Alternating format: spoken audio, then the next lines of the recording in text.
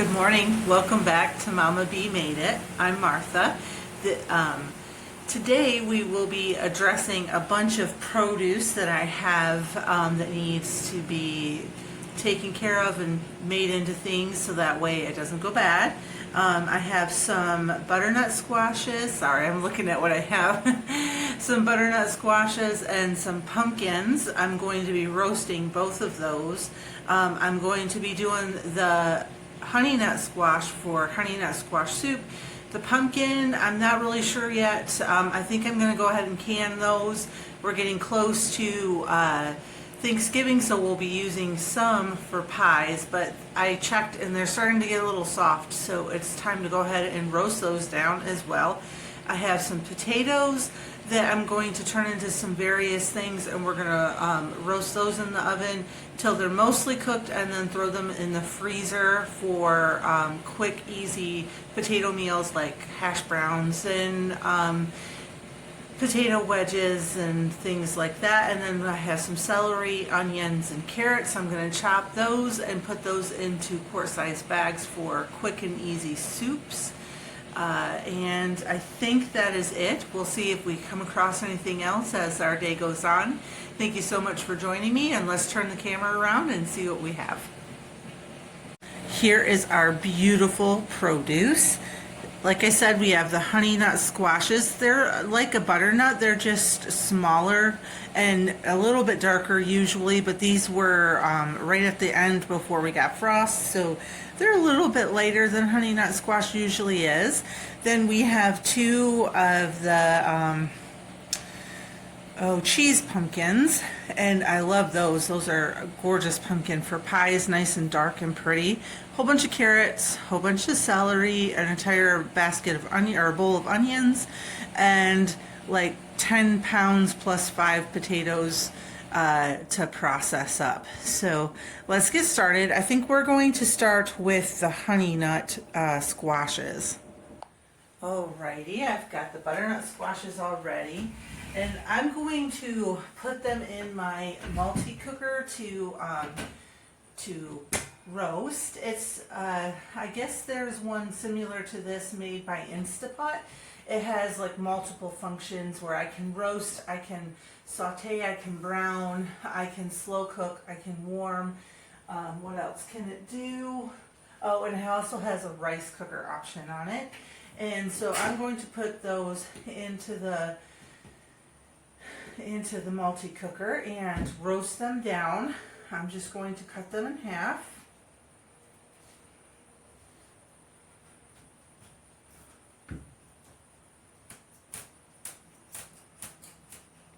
The skin is nice and cured on these, so it's definitely going to take me a minute to get in there.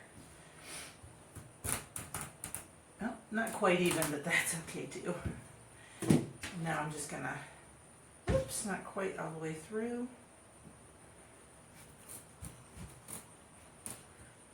We're gonna open it up, pull out the seeds. I love butternut squashes and honey nut squashes. They are just so nice. The seeds are in one spot, easy to clean. Oh, this smells so good. It just smells like fall. I will link the recipe for the butternut squash soup that I'm going to make with these honey nut squash soup with these honey nut squashes. I'm going to scrape these out. I'm going to take them over to the sink and just rinse them off and make sure I got them good and ready to go. I already scrubbed the outsides before I cut into them.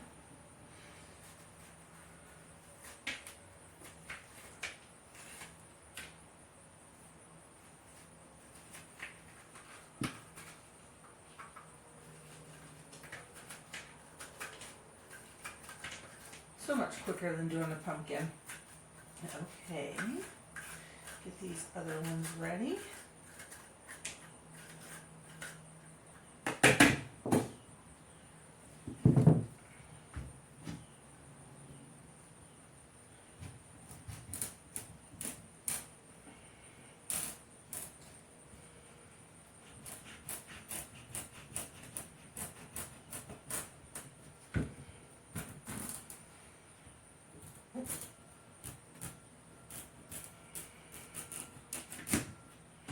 there we go. Oh yeah, I can tell by looking at the seeds in this one. It was a good thing that I decided it was time to go ahead and process these. They're not soft at all, but the seeds are getting a little dark inside, which is telling me that they would not have lasted too much longer. Which is fine with me. I love to eat them. I've never had a real good luck with my honey nut and butternut squashes lasting for months. And I'm wondering, I mean, they're fully cured. The skin is really thick. I can't penetrate it, but I wonder if the squash bugs have something to do with it, because here in the South, the squash bugs are terrible. Absolutely terrible. And I had 5 butternut squash plants, and I think I got like a total of 6 squashes, which is unfortunate. I've had much better years than that for sure. Because each squash plant can give you around 5 squashes, depending on the breed that you have. These seeds definitely don't want to come out. Which is usually a sign that it's underripe, but those seeds are telling me that it's not. So I don't know. Alrighty, I'm going to finish cleaning these 2 out, and then we'll be back in just a minute to get them cleaned up and rubbed with oil and put in the roaster. Alright, they're all scooped out, and now I've got the rack in my pan so they don't burn to the bottom.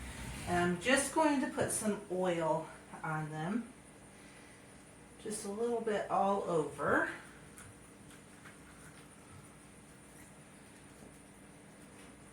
So that way they have that nice roasty toasty flavor. I will not put oil on my pumpkins, and the reason being is the pumpkins take the flavor. I mean, these will take on the flavor of the oil as well, but there is oil in the soup. Not a lot, but there's olive oil in the soup, so that's fine if they have a little olive oil flavor. I just don't want that for my pumpkin. I want the pumpkin to taste like pumpkin, so whatever I make, a soup, a pie, another kind of dessert, bread, whatever, it tastes like pumpkin and not like olive oil. Got a little, one of my hairs on there. That's the hazards of long hair, I suppose. Alright. Almost done. That's the nice thing about these being so small. You can really, with the pumpkin, I don't have a choice. I have to throw them in the oven. None of my crock pots are big enough, and I don't have an electric roaster, a big one, so they just go in the oven. But these honey nuts or butternuts can go wherever you want them to. I've never done this many in this pan, so I'm not sure exactly how long they're going to take. I'm going to guess like 30 to 40 minutes, but it could be longer. Alrighty, I'm going to head over and get this in the multi-cooker and get these roasting. Alrighty, there they are, all pretty and ready to be roasted. So let's do menu. Let's see, whoops. And there's roast, and we will put that for 45 minutes. Actually, I'm going to do it for 1 hour. Whoops. And then I will check it. I'll set a timer for 45 minutes. And there they go. So let's move on to the pumpkins. All right, let's bust into these pumpkins. So I will be saving these seeds from these pumpkins. The soup that I'm making with the honey nut squashes calls for pepitas, so I will just roast the pumpkin seeds and get those ready for the soup. This will be, I think I made butternut squash soup last year too, so this will be the second year making it. Oh, this pumpkin looks very good inside. Those are nice big mature seeds. Alrighty. Very good. There it is. I'll cut it open. Yeah, those are really nice big mature seeds.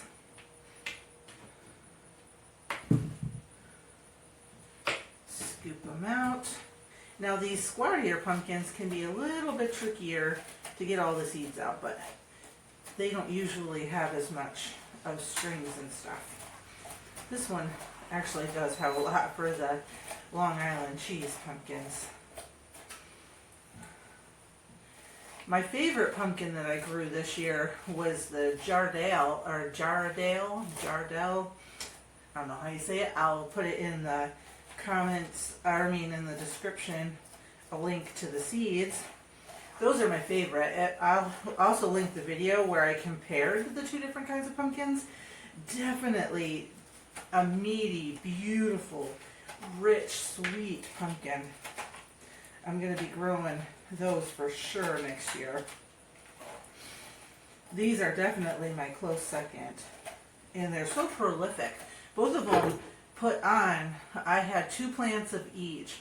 And I think I picked six of each different kind of pumpkin. So that was really great. A lot of pumpkins will only put 1 or 2 pumpkins on a vine, but yeah, these ones, they put on, like, every single one that started to form a baby pumpkin became a pumpkin, which does not normally happen for me anyways. And I don't know if that's nutrition or just the plant or pollinators, but this year was definitely a very good pumpkin year.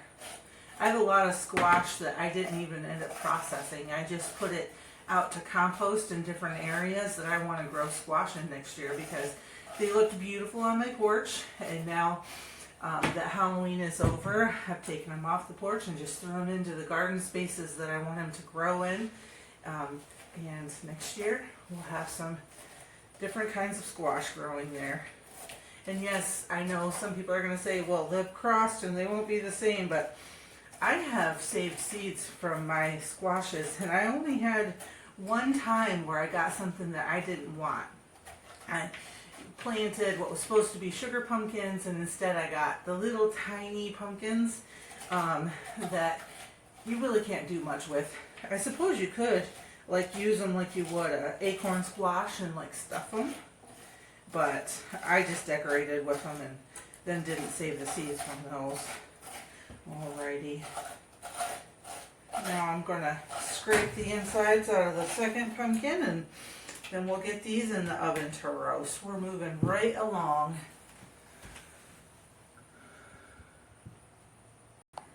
Alrighty, I got them situated on my pan. I thought about putting them all in one pan. The only thing is pumpkins are very juicy, very watery. Even though these are pretty meaty pumpkins, they still have a lot of water in them.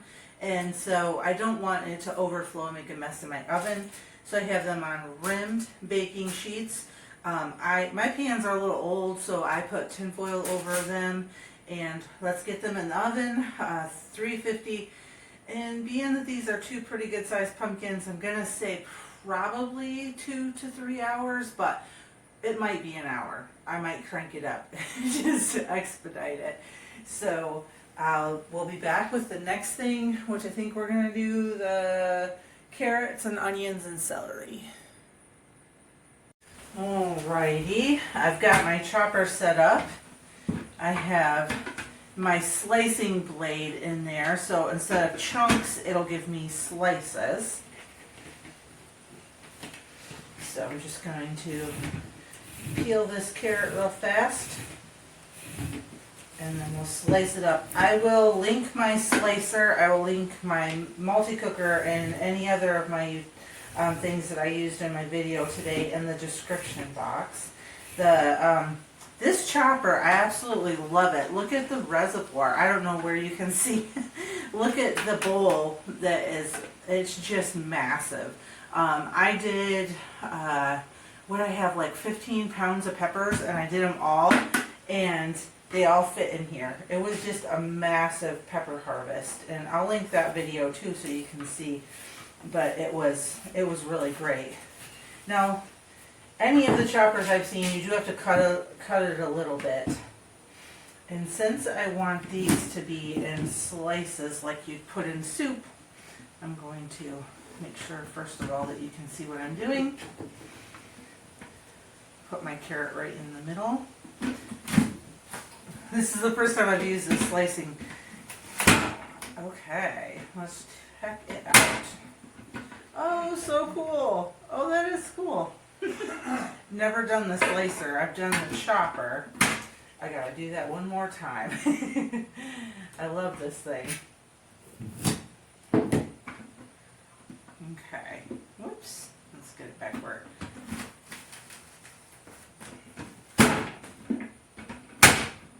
All right. That's so awesome. It probably will be easier with the smaller carrots, or if I cut them in half, it probably would go smooth.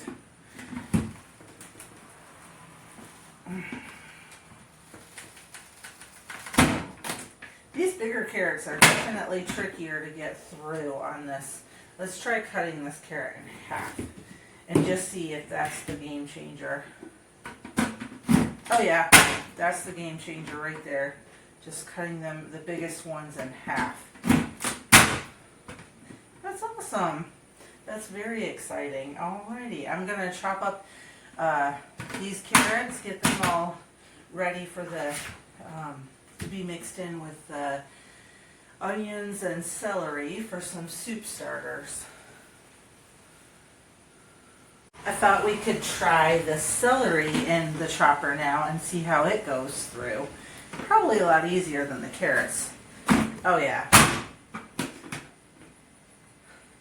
So cool. Yep. A lot easier than. I'm getting ready to do the potatoes. I'm going to do some hash browns first through my chopper because it gives me the perfect size. I just wanted to share this little nifty trick. I took my bowl for my chopper and just put a little water in there. So now when I chop them, they're going to drop right down into that water, and I don't have to worry about stopping and dumping them into a separate bowl to keep them from turning brown.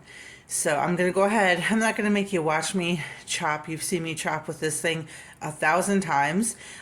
If you haven't, I'll link a video where I showcase my chopper, and it also has a link to the chopper where I purchased it and where you can purchase it.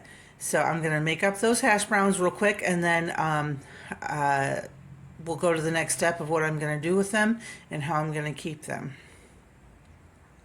All right, the hash brown potatoes are all cut up. These are also called Southern style home fries, depending on where you live. They're just chunked, and I will fry them or roast them, just depending on what I feel like doing. But I learned recently a trick to get crispier potatoes when you roast them or pan fry them is to rinse them really well after you're done chopping them. Before you do anything else, until the water runs clean and you get all of that starch off. So that's what I'm going to do. I'm just going to rinse them really good. Then I'm going to dump them into my bowl, but I'm going to line the bowl with a towel, and I'm going to dry them off really, really well. And then I will coat them in oil and salt and pepper and garlic and onion powder. And then I'm going to roast them in the oven. Normally, if you want to cook them and eat them, you're going to roast them about 40-ish minutes at 400 degrees. I'm not going to eat them today. I'm going to freeze them. So I want to cook them mostly all the way through, but not totally. And so I'm going to put them in the oven at 400 degrees for about 25 minutes. And then I will meet you there when I'm done with that, and we'll go on to what I'll do next. Next, we're going to peel and chop some potatoes for dinner tonight, which includes mashed potatoes. And then the ones over here are going to be cut into potato wedges, or I've heard people refer them to as American fries, you know, the big fat chunky I don't deep fry mine though, and these ones will be par baked, just like I did for, or just like I'm doing for the hash browns. So that's what we're going to do now, is get the mashed potato, or the potatoes, ready for the mashed potatoes. The hash browns are out of the oven, and as you can tell, they have started to brown just ever so slightly. They're still, if I was to poke them with a fork, they would not be quite cooked all the way through. So now they've got to fully cool, and then we are going to flash freeze them. Once they're frozen, I will stick them in a Ziploc bag, and then I can use them the same way you would use store-bought hash browns or home fries, whatever they're called in your area. And I know what's in them. I know what was seasoned, or what they were seasoned with. I know what kind of oil they were coated in. I know where they came from. And I was able to control the amount of salt and there is no preservatives, so all the things. So I just feel better about these, and they're quick and easy and still very convenient. I've got the potatoes chopped for the mashed potatoes. As you can see right now, they're covered in water, and that was to keep them from browning. But I learned a little secret. If you're going to slow cook your mashed potatoes like I am, the trick is not to cover them with water, because the slow cooker cooks at a much lower temperature than the stovetop. So it takes a lot to try to keep those potatoes at a boil, and it takes forever to cook them. If though you take those potatoes and you only put, like, cover the bottom of the pan with water, it'll cook the potatoes nice and evenly, and you just have to make sure it doesn't evaporate. But I've never had it evaporate before, as long as I have it on slow cook and not roast, if you have a multi-cooker like I do. So I'm going to dump out some of this water. I'm going to rinse my potatoes, put them back in the pan, set them on slow cook, and just let them cook until I'm ready to mash them for supper tonight. So that's your tip today for how to do your your potatoes for mashed potatoes in your slow cooker. Here are the hash browns all ready to go into the oven to be par baked. I'm going to do the exact same thing as I did with the hash browns. I'm going to throw them into a preheated 400 degree oven for approximately 25 minutes until they're just starting to brown. Then I'm going to flash freeze them and put them in a Ziploc bag, and then we can grab them out for quick meals. And we will, when I cook them, I will rub them in a little oil, throw them on the baking sheet, throw them in the oven, and I do this directly from frozen. And then I cook them for about 25 more minutes, or until they're golden brown and crispy, and they're delicious. We did this about 2 weeks ago, and I loved them, and I knew I wanted to show you guys. It's a game changer for me, and maybe you all have been doing this for years, but for me, I'm just going down that journey where I'm teaching myself to make these things at home. I've done a lot, but now I'm branching out, you know? That's just the way the journey goes. So this is the end of this video. Thank you all so much for joining me. I hope that you come back next time and see me again, because I'm so grateful every time you stop by and follow along with my day. Have a wonderful day, and if you're not subscribed, please subscribe, like this video, and share it with all your friends. Have a wonderful day.